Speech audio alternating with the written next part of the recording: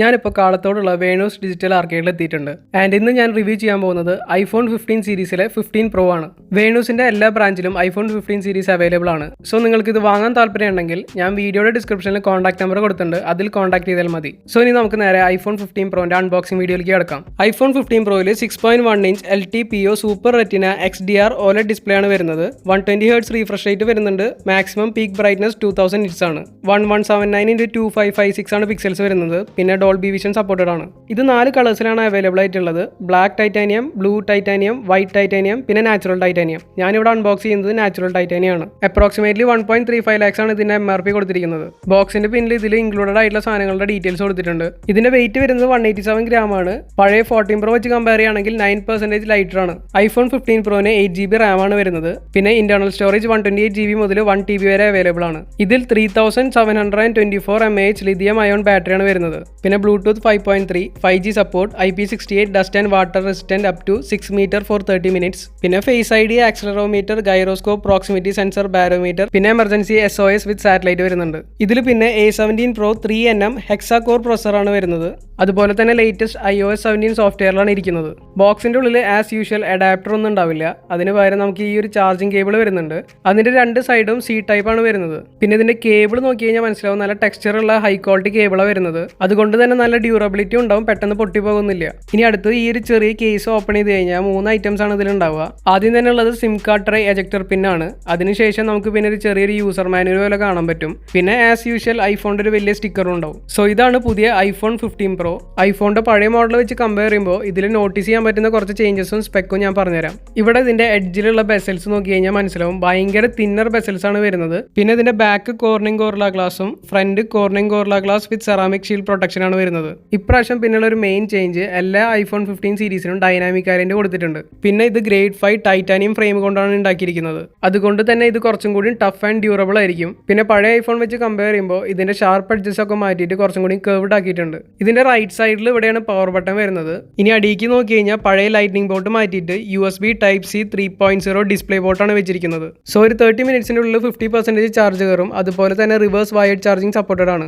അതായത് നമ്മൾ 2 iPhone cable വഴി കണക്ട് ചെയ്യുകയാണെങ്കിൽ കൂടുതൽ ചാർജുള്ള ഫോണിൽ നിന്ന് കുറവ് ചാർജുള്ള ഫോണിലേക്ക് ചാർജ് കയറും. പിന്നെ ഇതിന്റെ 2 സൈഡിലും സ്റ്റീരിയോ സൗണ്ട് സ്പീക്കേഴ്സ് കൊടുത്തിട്ടുണ്ട്. ഇനി നമ്മൾ ലെഫ്റ്റ് സൈഡിൽ നോക്കി കഴിഞ്ഞാൽ ഫോൺ സൈലന്റ് ആക്കണ ആ ഒരു ടോഗിൾ മാറ്റിയിട്ട് ആക്ഷൻ ബട്ടൺ വെച്ചിട്ടുണ്ട്. അതുപോലെ തന്നെ അതിന്റെ അടിയിലായിട്ട് വോളിയം റോക്കേഴ്സ് കാണാൻ പറ്റും. പിന്നെ ഇവിടെ സിം കാർഡ് ട്രേ ഉണ്ട്. ഇനി നമ്മൾ ഫോണിന്റെ ബാക്ക് നോക്കുകയാണെങ്കിൽ ആ ഒരു നാച്ചുറൽ ടൈറ്റാനിയം കളർ കാണാൻ പറ്റും. ഇതിന്റെ ബാക്ക് നല്ലൊരു സ്മൂത്ത് ആൻഡ് സോഫ്റ്റ് ടെക്സ്ചർ ആണ് വരുന്നത്. ഇനി നമ്മൾ ക്യാമറയുടെ സെക്ഷൻ നോക്കി കഴിഞ്ഞാൽ ചുറ്റും ഒരു ചെറിയൊരു റൗണ്ട്നെസ് കൊടുത്തിട്ടുണ്ട്. അതുപോലെ തന്നെ ബോഡി കളർഡ് ആയിട്ട് നന്നായി ബ്ലെൻഡ് ചെയ്തിട്ടാണ് പോകുന്നത്. ഇവിടെ ലെഫ്റ്റ് സൈഡിൽ മുകളിലുള്ളത് 12 megapixel f2.2 aperture 13mm 120 degree ultrawide camera വിത്ത് 3D LiDAR ഡെപ്ത് സ്കാനർ വരുന്നുണ്ട്. പിന്നെ മുകളിലുള്ളത് പുതിയ 48 megapixel f1.8 aperture 24mm wide ക്യാമറയാണ്. അതിൽ സെൻസർ ഷിഫ്റ്റ് വിത്ത് ഒപ്റ്റിക്കൽ ഇമേജ് സ്റ്റെബിലൈസേഷൻ വരുന്നുണ്ട്. പിന്നെ റൈറ്റ് സൈഡിൽ കാണുന്നത് 12 megapixel f2.8 aperture 77mm telephoto ക്യാമറയാണ്.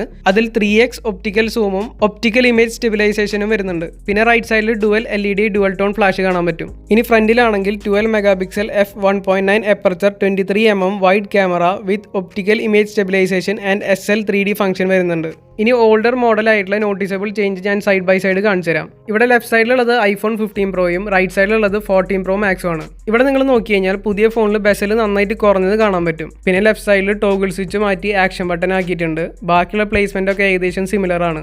ഇനി അടിയിലേക്ക് നോക്കുകയാണെങ്കിൽ ലൈറ്റ്നിങ് പോർട്ടിന് പകരം USB C ടൈപ്പ് ആക്കിയിട്ടുണ്ട്. പിന്നെ സ്പീക്കറിലുള്ള ചെറിയൊരു ഡിസൈൻ ചേഞ്ചും കാണാം. പിന്നെ റൈറ്റ് സൈഡിലും ടോപ്പ് സൈഡിലും വലിയ ചേഞ്ച് ഒന്നും ഇല്ല. പിന്നെ ഞാൻ മുന്നേ മെൻഷൻ ചെയ്ത പോലെ 14 Pro Maxന്റെ എഡ്ജസ് ഒക്കെ നല്ല ഷാർപ്പാണ്. പക്ഷേ 15 Proയിൽ അത് കർവാക്കി സ്മൂത്ത് ചെയ്തിട്ടുണ്ട്. ഇനി ക്യാമറ പാർട്ട് നോക്കി കഴിഞ്ഞാൽ 15 Proയിൽ ബോഡി കളർഡ് ആയിട്ടാണ് വരുന്നത്. പക്ഷേ 14 Pro Maxൽ കുറച്ചും കൂടി ഡാർക്കർ ഷെയ്ഡ് കാണാൻ പറ്റും. ഈ ഫോൺ ഇപ്പോൾ കറന്റ് iOS 17 അപ്ഡേറ്റിലാണ് റൺ ചെയ്യുന്നത്. ഇവിടെ നമ്മൾ ക്യാമറ ആപ്പ് ഓപ്പൺ ചെയ്ത് കഴിഞ്ഞാൽ നോട്ടീസബിൾ ആയിട്ടുള്ള കുറച്ച് ചേഞ്ചസ് ഞാൻ കാണിച്ചു തരാം. നമ്മൾ ഫോട്ടോ മോഡിൽ ഒരു പേഴ്സൺ അല്ലെങ്കിൽ ആനിമലിന്റെ ഫോട്ടോ എടുക്കുന്ന സമയത്ത് അത് സബ്ജക്റ്റിനെ ഡിറ്റക്ട് ചെയ്തിട്ട് എപ്പർച്ചർ അഡ്ജസ്റ്റ് ചെയ്യാനുള്ള ഒരു ഓപ്ഷനും വരും. അതുപോലെ തന്നെ ആ എടുത്ത ഫോട്ടോയിൽ പോർട്രേറ്റ് എഫക്റ്റും ഉണ്ടാവും, ലൈവ് ഫോട്ടോ ഉണ്ടാവും. പിന്നെ സൂം ലെവൽസ് നോക്കുകയാണെങ്കിൽ ആദ്യം തന്നെ 0.5x ഉണ്ട്. പിന്നെ 1x ക്ലിക്ക് ചെയ്ത് കഴിഞ്ഞാൽ അതേപോലെ 24mm ഫോട്ടോ എടുക്കുക. ഒന്നും കൂടി ക്ലിക്ക് ചെയ്ത് കഴിഞ്ഞാൽ 28mm എടുക്കാൻ പറ്റും. അതായത് 1.2x സൂം. പിന്നെ 1.5xൽ 35mm ഫോട്ടോ എടുക്കുക. പിന്നെ നമുക്ക് 2xന്റെയും 3x സൂം ലെവൽസിനും ഷോർട്ട് കട്ട്സ് അവൈലബിൾ ആണ്. പ്രോ മാക്സിലാണെങ്കിൽ അറൌണ്ട് 4x വരെ പെരിസ്കോപ്പ് സൂം ഉണ്ട്. പിന്നെ 5x ആൻഡ് അതിൽ കൂടുതൽ സൂം ചെയ്യുകയാണെങ്കിൽ ഡിജിറ്റൽ സൂം ആണ് വരിക. നമുക്ക് മാക്സിമം സൂം ലെവൽ 15x ആണ്.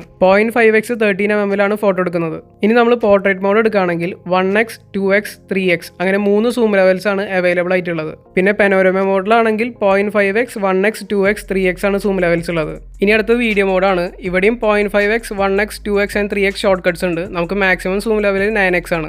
ഇതിൽ 3x 77mm 2x 48mm and 1x 24mm photo എടുക്കുന്നത്. പിന്നെ നമ്മൾ സിനിമാറ്റിക് മോഡിൽ വീഡിയോ എടുക്കുകയാണെങ്കിൽ 1x 2x ആൻഡ് 3x ആണ് സൂം ലെവൽസ് അവൈലബിൾ ആയിട്ടുള്ളൂ. പിന്നെ സ്ലോമോ വീഡിയോ എടുക്കുകയാണെങ്കിൽ 0.5x 1x 3x and up to 9x വരെ സൂം ലെവൽസ് അവൈലബിൾ ആണ്. ഇനി നമ്മൾ ടൈം ലാപ്സ് നോക്കുകയാണെങ്കിൽ അവിടെയും 0.5x മുതൽ 3x വരെ സൂം ലെവൽസ് അവൈലബിൾ ആണ്. നമുക്ക് ഡയറക്റ്റ് ഇതേപോലെ സ്വിച്ച് ചെയ്യാൻ പറ്റും. നമ്മൾ HD വീഡിയോ റെക്കോർഡ് ചെയ്യുന്നതെങ്കിൽ നമുക്ക് അപ് ടു 240 ഫ്രെയിംസ് വരെ റെക്കോർഡ് ചെയ്യാൻ പറ്റും. പിന്നെ 4K recording up to 60 frames വരെ. ഇനി പിന്നെ ഇതിൽ മെയിനായിട്ട് കാണിക്കാനുള്ളത് ആക്ഷൻ ബട്ടൺസിന്റെ ഫീച്ചേഴ്സ് ആണ്. അത് നമുക്ക് സെറ്റിംഗ്സിൽ പോയി ഇതേപോലെ ആക്സസ് ചെയ്യാൻ പറ്റും. ഇതിലത്തെ മോഡ്സ് ഞാൻ പറഞ്ഞുതരാം. ആദ്യം തന്നെ സൈലന്റ് മോഡ് ഉണ്ട്, പിന്നെ ഫോക്കസ് മോഡ്, പിന്നെ ക്യാമറ. അതിൽ തന്നെ photo, selfie, video, portrait selfie ഒക്കെ അവൈലബിൾ ആണ്. അതായത് ആക്ഷൻ ബട്ടൺ ക്യാമറയിൽ സെറ്റ് ചെയ്യുമ്പോൾ ഏത് മോഡാണ് ഡിഫോൾട്ടായിട്ട് ഓപ്പൺ ആയി വരേണ്ടതെന്നുള്ള ഓപ്ഷനാണത്. പിന്നെ നമുക്ക് അടുത്തത് ടോർച്ചിൻ്റെ ഓപ്ഷൻ ഉണ്ട്, പിന്നെ വോയിസ് മെമ്മോ, മാഗ്നിഫയർ, പിന്നെ ഷോർട്ട് കട്ട് ആണ്. ഇവിടെ അടിയിൽ കാണുന്ന ചൂസ് ഷോർട്ട് കട്ട് ക്ലിക്ക് ചെയ്ത് കഴിഞ്ഞാൽ നമുക്ക് കസ്റ്റം ഷോർട്ട് കട്ട് ക്രിയേറ്റ് ചെയ്യാൻ പറ്റും. പിന്നെ ആക്സസിബിലിറ്റി ഉണ്ട്, അതിൽ ഇഷ്ടമുള്ള കസ്റ്റം ഫീച്ചർ നേരത്തെ പോലെ സെലക്ട് ചെയ്യാം. പിന്നെ നമുക്ക് നോ ആക്ഷൻ്റെ ഓപ്ഷൻ ഉണ്ട്. ഞാനിപ്പോൾ ഡിഫോൾട്ടായിട്ട് ക്യാമറയാണ് സെലക്ട് ചെയ്തിട്ടിരിക്കുന്നത്. ആക്ഷൻ ബട്ടൺ പ്ലേസ് ചെയ്ത് മുകളിലേക്ക് ആയതുകൊണ്ട് കുറച്ചും കൂടി ബെറ്റർ ക്യാമറയുടെ ഓപ്ഷൻ ഇടുന്നതായിരിക്കും. അത് വേറെ ഒന്നും കൊണ്ടല്ല, നമ്മൾ ഫോൺ ലാൻഡ്സ്കേപ്പിൽ പിടിക്കുന്ന സമയത്ത് ഒരു നോർമൽ ക്യാമറ പിടിക്കുമ്പോൾ ബട്ടന്റെ പ്ലേസ്മെന്റ് അതേ പൊസിഷനിലാണ് ഈ ആക്ഷൻ ബട്ടൺ ഇരിക്കുന്നത്. നമ്മൾ അറിയാണ്ട് ആക്ഷൻ ബട്ടൺ അമർത്തി പോയാലും പ്രശ്നമില്ല, ഷോർട്ട് കട്ട് ഒന്നും ഓപ്പൺ ആവില്ല. കാരണം ഒരു സേഫ്റ്റി ഫീച്ചർ എന്ന നിലയിൽ അവരിത് ടാപ്പ് ആൻഡ് ഹോൾഡ് ചെയ്താൽ മാത്രമാണ് ഷോർട്ട് കട്ട് ഓപ്പൺ ആവുന്ന രീതിയിൽ വെച്ചിരിക്കുന്നത്. ഈ ആക്ഷൻ ബട്ടൺ ഇപ്പോൾ ഹോൾഡ് ചെയ്ത് പിടിച്ചുകൊണ്ട് ക്യാമറ ഓപ്പൺ ആയി വന്നിട്ടുണ്ട്. എന്നിട്ട് നമ്മൾ ജസ്റ്റ് ആക്ഷൻ ബട്ടൺ ക്ലിക്ക് ചെയ്താൽ മതി, നമുക്ക് ഇതേപോലെ ഫോട്ടോസ് എടുക്കാൻ പറ്റും. പിന്നെ ഇത് മാത്രമല്ല, iOS 17 അപ്ഡേറ്റിന് ശേഷം കുറേ അധികം ചേഞ്ചസും ഫീച്ചേഴ്സും വന്നിട്ടുണ്ട്. അതെല്ലാം iOS 17 അപ്ഡേറ്റ് വന്ന എല്ലാ ഐഫോൺ സീരീസിലും കിട്ടുന്നത് കൊണ്ട് ഞാൻ ആ ഓരോ ഫീച്ചേഴ്സും ചേഞ്ചസും ഡിഫറെൻറ്റ് ഷോർട്ട് വീഡിയോസ് ആയിട്ട് എൻ്റെ യൂട്യൂബ് ചാനലിൽ അപ്ലോഡ് ചെയ്തിട്ടുണ്ട്. സോ ഈ വീഡിയോ ഇഷ്ടപ്പെട്ടാൽ എല്ലാവരും വീഡിയോ ലൈക്ക് ചെയ്യുക, വല്ല ഡൗട്ട്സ് ഉണ്ടെങ്കിൽ കമൻറ്റ് സെക്ഷനിൽ കമൻറ്റ് ചെയ്യുക. അതുപോലെ തന്നെ ഈ വീഡിയോ എല്ലാവർക്കും ഷെയർ ചെയ്ത് കൊടുക്കുക. പിന്നെ എൻ്റെ ഈ ചാനൽ മുന്നേ സബ്സ്ക്രൈബ് ചെയ്യാത്ത ആരെങ്കിലും ഉണ്ടെങ്കിൽ എത്രയും പെട്ടെന്ന് എൻ്റെ ചാനൽ സബ്സ്ക്രൈബ് ചെയ്യുക.